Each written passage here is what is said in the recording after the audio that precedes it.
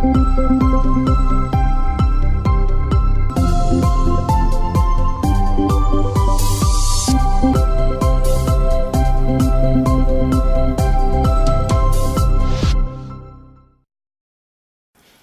welcome to LearnToCook.com. I'm Chef Mark, and today we're preparing a casserole of beef Tex Mex style. It's pretty exciting because you get to use chuck roast or chuck cut into 1-inch cubes for this casserole of beef.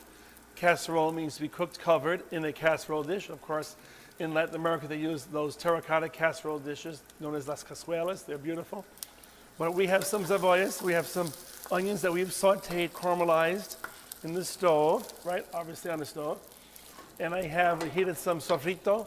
Sofrito is a nice tomato mixture used for many stews in Central America, even the Caribbean. So I have the tomato sofrito. There's also a salsa verde sofrito made with tomatillos. That's for a different time. I'm going to add the sofrito, which is a nice basic, Latino flavored sauce to these onions, which will give us some great flavor. Earlier, I sauteed up my cubes of beef with some olive oil, though they would use manteca or lard, your choice. I actually used a little olive oil and butter.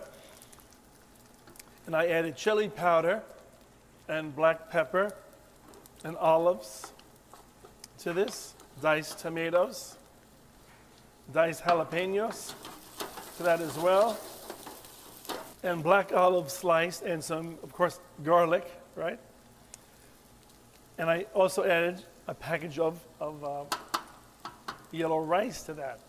Well, it's rice that has a yellow spice mixture to it. So I just browned that up, and now I'm going to add the sofrito on the top. Gives us some great flavors. I'm going to mix that in. So I lightly brown this meat, as you can see. Chuck roast is ideal. It has more fat in it. Avoid using the round. Not that you cannot use the round, just that the chuck has a little more intramuscular fat. That intramuscular fat gives more flavor. So we like flavor when it comes to a nice beef stew. So this casserole of beef, of course, we need to have some beans. I'm using garbanzo beans on the top. You could use pinto beans, your choice. They're already cooked.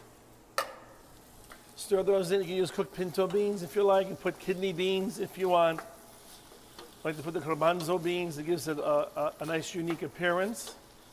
Then, of course, we're going to add some beef stock to that.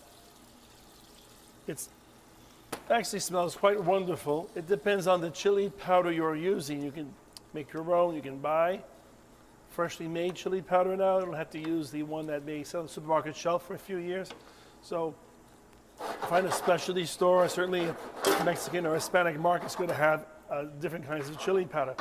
So you can see I added that stock to it. I'm going to add a little more, just enough to cover. And then with that 8 ounces of rice, it's going to expand. I'm going to turn up the fire on that, turn up the heat.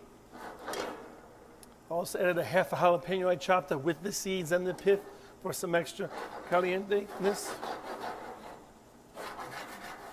And we'll bring this to a boil. You see it's already thickening from the rice. Put this to a boil, and I'm going to cook it in a 350-degree oven until the meat is tender, and then we'll take it out and show you, and we'll serve it up to you.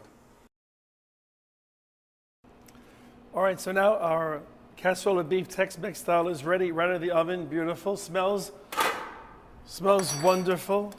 Let's see how that is thickened up.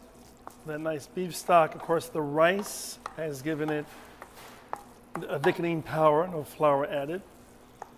Not much fat. This really looks good. The chuck isn't that fatty.